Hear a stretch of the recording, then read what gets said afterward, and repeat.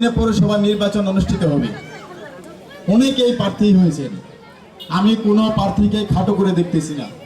সকলেই যোগ্যতা সম্পন্ন প্রার্থী, সকলেই দীর্ঘদিন আন্দোলন সংগ্রাম করেছে, সকলেরই অধিকার রয়েছে নির্বাচন করে সেই পৌর চেয়ারটিতে বসার জন্য।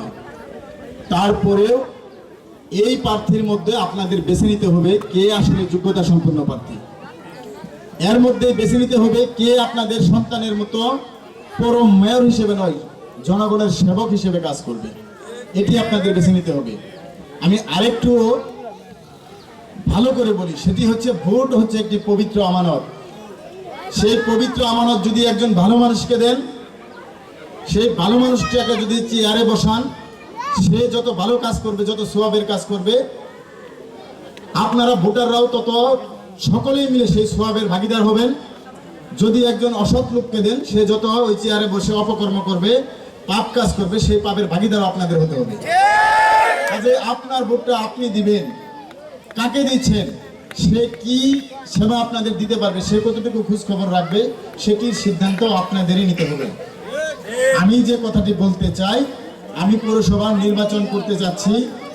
আমি পৌরসভা নির্বাচন করতে চাই মাত্র কয়েকটি কারণে। আমি বুঝমান হওয়ার পর থেকে জনগণের যতটুকু পারি, মহান আল্লাহ তাআলা আমাকে সম্পদ দিয়েছে, সেই সীমিত সম্পদ দিয়ে, সেই সম্পদের মালিক মহান আল্লাহ তাআলা, আমার মালিকও মহান আল্লাহ তাআলা। এখানে আমরা যারা উপস্থিত হয়েছি, আমাদের সকলের মালিক মহান আল্লাহ তাআলা। এই পৃথিবীতে যত কিছু সৃষ্টি আছে এই মহাশূন্যে, সকল কিছু মালিক একমাত্র আল্লাহ।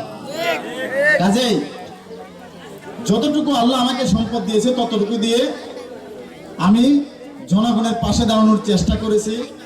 দ্বীনি প্রতিষ্ঠানগুলি, মসজিদ, মাদ্রাসা, এতিমখানা, বিভিন্ন প্রতিষ্ঠানে আমি আল্লাহ তাআলা যতটুকু আমাকে নির্দেশনা দিয়েছে, সুযোগ দিয়েছে, ততটুকু কাছাকাছি গিয়ে আমি সেবা করার চেষ্টা করেছি। কিন্তু এটি পর্যাপ্ত পরিমাণে নয়। পর্যাপ্ত পরিমাণে বেশি করে সেবা দেওয়ার জন্য জনগণকে এবং দ্বীনি প্রতিষ্ঠানগুলো সেবা করার জন্য একটি চেয়ার দরকার। সেই চেয়ারটি যদি পাই, তাহলে মন ভরে সকলকে সেবা করতে পারবো ইনশাআল্লাহ, এবং দ্বীনি প্রতিষ্ঠানগুলোরও মন ভরে সেবা করতে পারবো। সেই সেবাটি আমি সোহেল একা করব না। সেই চেয়ারে যদি মন আল্লাহ তাআলা আমাকে বসান, কারণ সকল কিছু দেওয়ার মালিক কে? আমি আপনি কেউ কাউকে কিছু দেওয়ার ক্ষমতা রাখি না। আল্লাহ তাআলা যদি এখন আমাকে কথা বলতে না দেয়, তাহলে আমি কথা বলতে পারবো না। এই যে এখানে আপনাদের সাথে দেখা করতে আসছি, আমি যে বাড়ি ফিরতে পারবো এর কোনো গ্যারান্টি নেই। একমাত্র মন আল্লাহ তাআলাই জানে যে 1 সেকেন্ড পরে কি হবে। আমরা কেউ গ্যারান্টি দিয়ে বলতে পারবো না 1 সেকেন্ড পরে কি হতে পারে। তাই আমি যে কথাটি বলি, সকল কিছু দেওয়ার মালিক আল্লাহ, সম্মান দেওয়ার মালিক আল্লাহ, ইজ্জত দেওয়ার মালিক আল্লাহ, অর্থ দেওয়ার মালিক আল্লাহ, চেয়ার দেওয়ার মালিক আল্লাহ, সকল কিছুর মালিক একমাত্র মহান আল্লাহ তাআলা। আমি যে কথাটি বলি, মহান আল্লাহ তাআলা সেই চেয়ারটি যদি আমাকে আপনাদের দয়া করে দেন, আমি পৌর মেয়র হিসেবে নয়, আপনাদের সন্তান হিসেবে, পৌরসভার খাদেম হিসেবে, সেবক হিসেবে আপনাদেরকে সাথে নিয়ে, আপনাদের পরামর্শ নিয়ে জনগণকে এবং দ্বীনি প্রতিষ্ঠানগুলোর সেবা করতে চাই ইনশাআল্লাহ।